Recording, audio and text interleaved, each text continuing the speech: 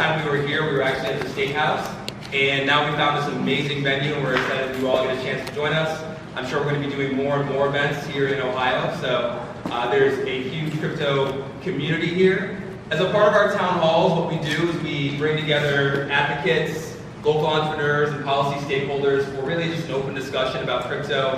And the reason I love coming back to Ohio is because we have such a rock star panel and rock star group of builders who are here in Ohio. So the state has a lot to be proud of, and I'm really excited for this panel discussion.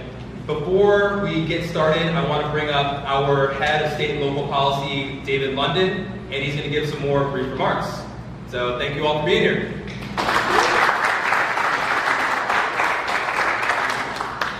Welcome everyone. As Darren said, we've spent a lot of time in Ohio for the last 3 months. So specifically, we had a big Web3 IRL in the state capitol back in June. We participated with Rob, in Midwest Con down in Cincinnati, and this is our third one. And I think we're going to have another big one too coming up in the next couple of months, so please stay tuned.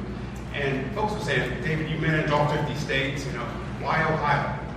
I tell you, it's two things, technology and jobs. What you're going to hear today from the panel discussion is going to be really focused on technology and jobs, specifically because I do manage all 50 states, and I see some states do a pretty good job of jobs, and other states maybe do a pretty good job of technology, but having a convergence of both is very, very rare. So look forward to this policy discussion today. I think you're going to learn a lot about what's going on. We're going to have a great reception for you afterwards, and let's stay around and mingle for a little bit. So without further ado, I'll introduce Nick. He is with the Stanford Crypto Alliance, and they're our partners on this and many other things. So thank you all and welcome.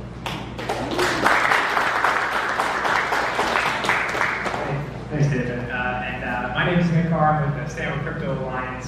First, I want to thank you all for being here. And second, I want to thank Coinbase for hosting this event and all of our esteemed panelists you're going to get to hear from. The Stanford Crypto Alliance serves as the primary hub to connect builders, advocates, and supporters alike to really unite the crypto grassroots community to ensure our voices are heard. So events like this, these in real life activations are so important. So I really, again, want to thank our panelists, Coinbase, and all of you for attending and everyone who's live streaming right now. So without further ado, I'm going to kick things over to our moderator for this evening, Rob Richardson. Needs no introduction.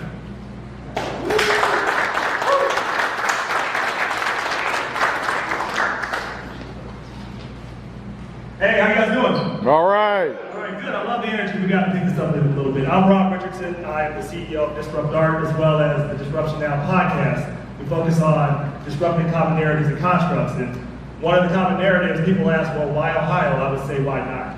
Right? We have a right to win. We're going to win. And we are interested in making sure we move policy and innovation forward. And that's what we're here to talk about today. So I won't take long. I want to just get right to some of the panel members, so I'm going to introduce each one. And each time I do that, I want you guys to give them the best round of applause, so you make them feel like they're at the starting lineup of, I don't know, the Cleveland Cavaliers when they actually won the championship that year. So, okay. All right. The first person I want to introduce is the man who actually helped organize all of us here. He is the head of the Ohio Blockchain Council, Andrew Birchwell. Andrew, step up.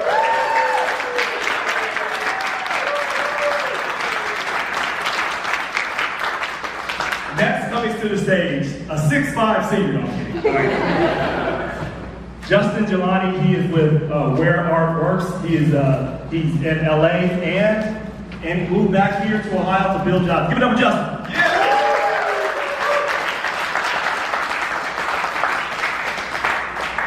Next up is the man who loves Bitcoin and loves creating jobs and innovation here in Ohio. He may be based in New York, but we claim him as an Ohioan. Maximum Surgeon. Come on, Max.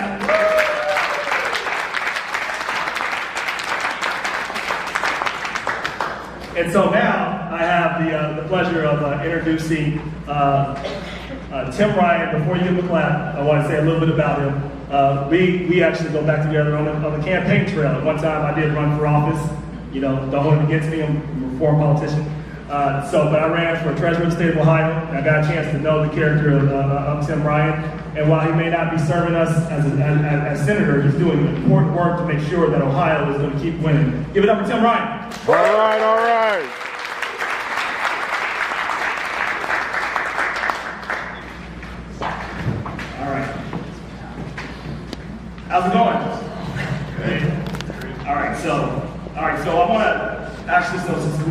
introduced everybody, we want to warm it up a little bit and kind of have a little fun a little bit, because, you know, we got to keep it a little loose.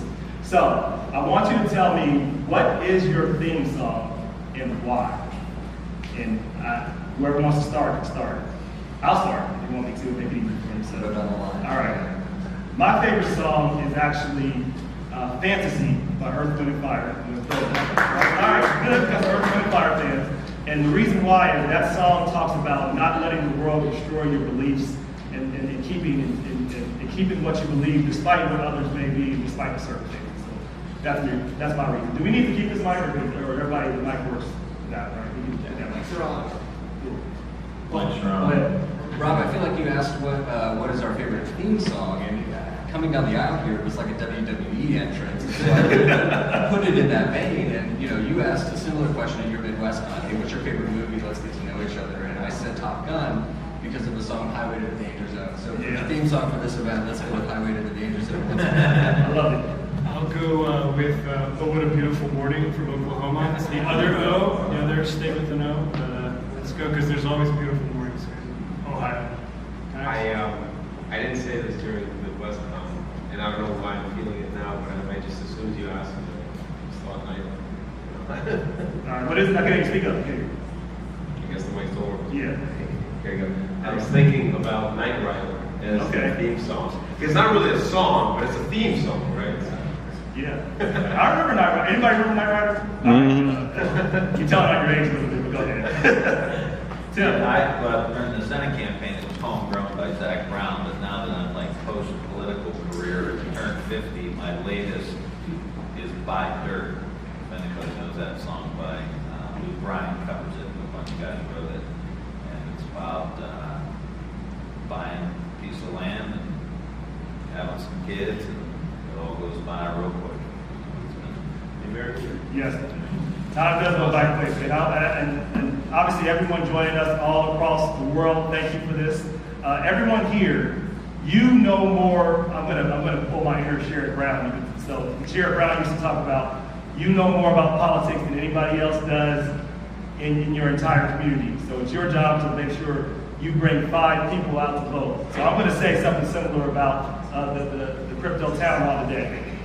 Most likely people in this room, people listening to us, know more than hardly anybody else does. And it's your job, once you have the information here, to take it back to others and at least inform 5 more people about why crypto is so important, why blockchain is so important. And it's not just for tech nerds, it's actually opportunities to create more jobs. We hope that when this panel is over, you will do that both online as well as all across the country and as well as here. You don't need a huge army. You don't need a huge army. You just need a few dedicated soldiers to change things. And so people here, you hear the message, definitely reach out to 5 people. We at least hope that that's the goal after we're done. So I want to hear, to pivot back to our panel, I love to hear your origin story about how you got involved in blockchain, Web3. And for those who don't know the difference between all those, we'll talk about that. It's not really that much, but tell us your origin story into blockchain or crypto. I'd love to hear it and why you're so passionate about it. Sure, I'll start. I was really intrigued by this idea of technological progress as it relates to money. And this was a very early concept. If I were to say I was aware of Bitcoin in 2011, you might say, hey, you were really early. I bet you made a lot of money there. No, not at all. I think I was interested in the concept first, and I was curious about how we could build something that worked better, period. I'm very thankful for Coinbase. Coinbase was my onboarding to Bitcoin in 2014, and I have to say I'm very grateful for their support at that time to say we want to make this easier for people. Because if this is technology that works, we need to make it accessible, trustable, and equitable to everybody who's participating. So obviously I accumulated some in 2014, and then I forgot about it completely for 4 years. Because these things come and go in terms of attention and hype cycles. Sooner or later, it became so apparent to me that something very fundamental was happening in this world, and that part of that shift in undercurrent was related to how we were thinking about value and how we were using the internet to transact and transfer that value, even if that's just the communication that you and I are able to impart on each other when we talk through social media, but we're adding a layer to that now. And so I was working in energy. I was a geologist. It had nothing to do with crypto. And all of a sudden, I saw that there was this intersection with internet, technology, information, and energy, and the culmination and combination of all of those was creating something that was new. It was novel. I don't think we've ever seen this before. And so I could not, as a person, put that aside and say, well, I can't work on that. I need to ignore it. I need to be doing something in my lane. No, I said, this is the most important thing we all should be working on right now. And let's figure out how to make it better together. So very thankful I've been able to do that for 2 years. And it's just led to a wonderful course of people. Justin.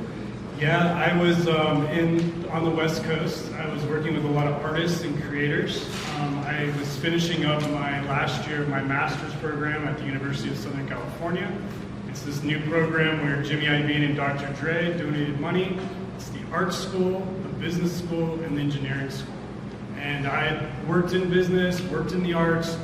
My family comes from an engineering background, but just learning about all the different tech that was available at the time was really great. I was really interested in with automation and robotics as it's taking away jobs. How can we fund and create new jobs for humans? And a lot of that is tapping into the creator economy. All of you may, after your 9 to 5, may have a hobby that you have. How can we monetize that? And that's where the blockchain and crypto and all of this technology has come across to allow you as a creator to monetize and supplement. If I can, Justin, Yep. what would you say, what's your basic description of what blockchain is in a way an 8th grader can understand? To me, it's, basically you have your ledger that you have when you transact at a bank or at McDonald's or somewhere. You exchange currency, you exchange value. For me, the blockchain is a very transparent, very secure technology that allows you to put something onto the blockchain, whether it's a digital asset, whether it's an NFT, whether it's currency, whatever it might be. It's transparent for everyone to see that transaction, and then it can be released. So that's my sort of basic. It's really, I don't know if that's the 8th grader level, but Yeah, but it's close. But Max, I want to get to you very quickly though. What I always tell people, my explanation of it is, most people understand Google Docs, even a lot of 8th graders, they have to use it as their classroom. So I say, it's like Google Docs, you have access, except there's no Google. Google doesn't control everything. Everyone else does. So making people understand that it's the power to share information without one entity controlling everything. So Maximum, I'd love to hear your origin story. I know it has something to do with job creation, but I'd love to hear how you got into this crazy world that is blockchain. Yeah, and the job creation that got me into it was my own. And what I used, before starting Standard Power, which was in 2018, I ran a merchant bank. And one of the things, I'll speak louder. It's never been a project. So when I ran my own merchant bank, one of the biggest problems that you run into is the legal, the accounting, all of the record keeping. As a young entrepreneur, that's one of the biggest barriers to entry you possibly have. One of the things that attracted me the most to blockchain is almost like a promise where you can ascend above this world, of bureaucratic nonsense, and be in a transparent system, a trusted system. And I think that, to me, as an entrepreneur myself, really spoke. And I think that I realized that I don't want to just sort of like buy Bitcoin or Ethereum and see it go up. It's all fantastic stuff. For me, I was much more interested in actually building systems around it, and more importantly, systems with it. Because I realized that first people are going to adopt these systems, are going to offer a better service to whoever they're servicing. Whether you're, a baker, a potter, you make anything, all of this, and we're seeing it now with the transparent, logistics chain tracking. All of that makes it much more seamless, and the concept of smart contracts, all of that allows you to essentially get away from relying on bad accountants, bad lawyers, and enter a world of standardization that I think ultimately will be very helpful to entrepreneurs. No, I completely agree. So Tim, you were in Congress for a long time. I think we said over a while ago, we don't tell about your age. But you were in Congress and you understood and you saw the opportunity with blockchain. Tell us how that came about and how we can hopefully communicate that to more people in Congress. Well, I had a couple of staffers, one here in Ohio, who ran my Ohio offices, one in DC, who was really my top legislative and political guy, and they kept saying, you know, we got to get into the crypto. We got to get into crypto. And as you can imagine, 20 years in Congress, you got a million different issues coming at you. Like, guys, I don't have time for crypto. This is years and years ago. And then more recently, when we passed the infrastructure bill, there was a funding piece in the infrastructure bill that went after digital assets. And it was just haphazardly done, very clumsy, and it was a mess. And so my staff came to me, and I'm very good friends with Patrick McHenry, who's a Republican congressman from North Carolina, who's really deep in this space. And I had several conversations with him, and so he came to me and said, hey, we got to clean this language up. It's a mess. I need a Democrat. And so I said, well, I'll help you. And that's when I started to really get into understanding this space. And then my first kind of my worldview is like, how do we become more competitive, whether it's the communities I represented in Congress, Ohio, the United States. Then I started to see this as a competitiveness issue, an innovation issue, a technology issue. So the myths started to go by the wayside for me personally, and that's when I, joined with Patrick and became more and more interested in this and really seeing opportunities here, which is why I'm sitting on the stage right now. So that pivots to my next question.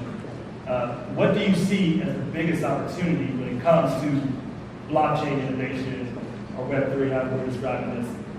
What do you see as the biggest opportunity for us right now? I think I'll start with you.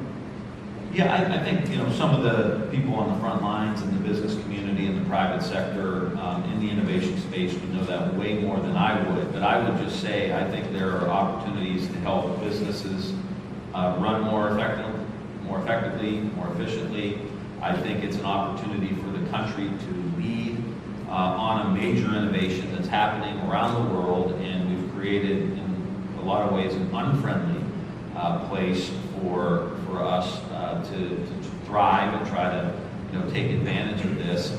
So I think the opportunities are there if we can get, again, I'm not a guy who likes to beat up on Washington all the time, but I think there are some hurdles that are being put up right now. You beat up on Washington, you're not there. Yeah, well, because I think people do that. They do that all the time, and a lot of times it's deserved. But I think if we could get that right, I think it can unleash a generation of innovations here in the United States, and I think it could lead to job creation in places like Ohio, which again is how I started to see this. I think it's an opportunity for investments into communities that have not seen investment for a long time, which I know Max is going to talk about. But you can't, I've always said in my career, I used to represent Youngstown, Ohio, and Akron, Ohio. And I always used to say, from the time I started, back when we were campaigning together a long time ago, I had black hair, he had hair. And so, I did that. I always used to say, if you're leading on innovation, right? This is why in Youngstown we got 3D printing and additive manufacturing, we've got business software, we've got energy stuff. I always just say, if you lead on innovation, you lead on job creation. And because the jobs will be by where the innovation is happening. And so if you're innovating, and we take that as a competitiveness issue in the United States, if we get good rules of the road, if we see opportunity here, we will lead in the innovation, and then we will lead in the job creation. And to me, that's where the opportunity lies. It's not about, somebody can put in $1,000 and be a billionaire. That's great, and if that happens, fine. But I think it's more of the systematic blocking and tackling, doing it the right way, and if you lead on that, you will see job creation. And so for Ohio's purposes, not to get on a complete rant, but for Ohio's purposes, if Ohio leads, right, then Ohio's going to see the job creation. Ohio's going to see the innovation. And if we could figure out how to get the investment, outside of Columbus and Intel and everything that's happening here is great, and we're all for it. But if we could get some of this innovation happening down the river, if we could get it happening in the Youngstowns, the Mansfields, the Toledos, the Coshoktons of Ohio, then they will see the innovation and job creation. These communities have been left behind for 40 or 50 years. So why wouldn't we jump on it? Maybe it doesn't work out, but I think it probably will, and if it does, we'll have it a lot. Yeah, no, agreed. So, Max, I know you're doing a lot practically in this area with opportunities. So, speak a lot about what you're doing in Stockton, what you've been able to do to create real jobs blue collar jobs for people, everyday, good, high paying jobs. Talk about how you've seen the application of blockchain technology. That's right, and so for me, the exciting thing has been is knowing that the applications, like I was saying, are very positive, right? And they give access to people to the monetary system around the world. They empower all sorts of people. It's not as much noticed here, but fundamentally, it's an amazing technology. But what really hit home is that when you realize the effect it actually has from a business standpoint, from an actual what needs to happen for that sort of system to run, that requires real people. That requires real development. That requires real investment into data centers, essentially, that run these things. And for data centers, there's two types. There's the type that Google use, and there's the type that the blockchain companies use. And the ones that the blockchain companies use tend to want to be as efficient as possible, and so they tend to focus on the rural communities. So Google and Amazon and all these groups are very nice, sitting pretty in New Albany, and God bless. But they're very expensive houses in New Albany, and not necessarily everyone that does business there gets a benefit somewhere else. The miners and the companies that support blockchain ultimately in all forms have to have an efficiency that draws them to the rural communities organically. Without incentive, they go there and they find the communities and they help them out. So one of the things that we've been a big proponent of is how do you find ways to help them do that, right? If they're doing it organically because of the use case and because of how valuable blockchain is, how do we support them? And why do you support them to begin with? We create jobs, like you guys were saying, right? The main thing about rural communities is the concept of home and the fact that they don't have them. When you have, what we focus on is turning around old industrial sites, like big paper mills, hundreds of acres of tossed away industrial facilities. No one knows what to do with it. And guess what happens? There's a community that forms, right, that says, okay, or a committee, oh, let's talk about what to do about this thing. And they meet every quarter, right, and they never know what to do with it because it's giant and because the place that it's at typically is a city or a town that's been pretty much focused on that industry. And when it's closed, what do you do then, right? And so what then happens is you have the broken window syndrome where you have bad people start coming into the places, and then you have an add-on effect that's very negative. I mean, when jobs leave the community, everything else goes down. It's a wrap. It doesn't matter, nothing else, everything flows from a strong economic base. That's right. And we had a strong economic base for manufacturing that went away. And what you're focused on, and others like you, this is bringing back manufacturing jobs too. 100%. Right? And people have to see that. They think about manufacturing jobs as only, okay, folks that are building cars. No, data centers are a big part of this too. That's right. And what you're doing, and people need to understand that. So having policy that's anti-blockchain means you're also anti-manufacturing. 100%. And the kind of jobs that these are high-paying electrical jobs, construction jobs, right? These are data jobs that are long-lasting, that you create a lot of education incentive and a lot of student excitement in your local community, in your technical colleges, because these are the type of jobs that the kids feel they can get to, right? You don't need a PhD from MIT to get them. You can go right there. That's another misconception that this is only, sorry to interrupt you, people think about blockchain, you think this is only for techies. That's right. No, that's not true, right? And unlike a lot of other technology that actually is reducing jobs, and you can have that argument in different ways, but this is actually bringing more opportunity. That's right. I think people need to understand that fundamentally. That's not something I even understood here. That's right. And one of the most powerful things is when we met with the Farm Bureau, one thing that became very clear is that this industry and being able to locate in rural communities is going to keep the family nucleus together. Because a lot of the farming communities, the kids don't want to go and leave the family. But they have no choice because there's no tech around them, so they go to San Francisco, they go to New York, whatever, right? Here, the ability to create these jobs and also create a conduit, a gateway for people to get excited about programming and taking the next levels, that's the most powerful thing, because that excitement then doesn't go away. Exactly. If I could just jump in real quick, I remember being down in Marietta, and some of the building and construction trade workers were driving to Columbus to do the data centers up here. And that was a 2-hour drive, and then just, getting in their car in Marietta, driving up to here. And I was talking to a woman who was a single mom. She had a kid in high school, daughter in high school, daughter in college. She drove 2 hours up here to Columbus, worked all day long, and drove 2 hours back. So if we're for workers, if we're for quality of life, if we're for innovation, like there's an opportunity in these rural, smaller towns, rural areas to really bring some life back and some hope back. And just think if they were building, these data mining or data centers in southeast Ohio, where you didn't have to, you had 5 or 10 years worth of work because we became a hub, and you would have to drive 15 minutes or half hour or 45 minutes to work every day versus 2 hours. Imagine the quality of life, your anxiety, your stress level.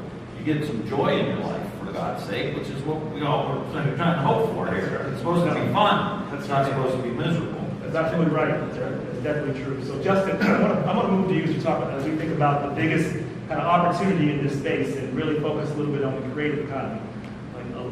Again, a lot of people don't understand the applications between creativity, art, and the creative economy when it comes to blockchain. Tell us about your work there and why you see this as so fundamental. Yeah, I mean, I was in LA. I was on the West Coast, but I've come back. I've come back to northeastern Ohio. My family has reclaimed an old lumber yard, lumber company. We have a machine shop there. We have automation. We build machines for automation.